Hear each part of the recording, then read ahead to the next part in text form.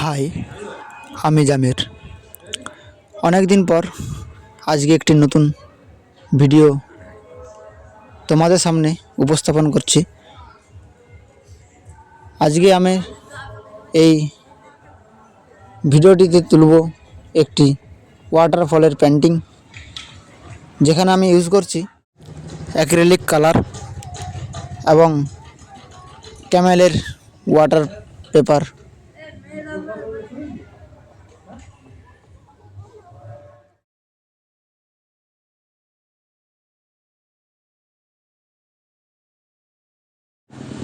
অনেক দিন ধরেই আমি ভিডিও আপলোড করতে পারছি না, কারণ আমার এক্সাম চলছে কিছুদিনের মধ্যে, তার জন্য আমি সময় পাইনি।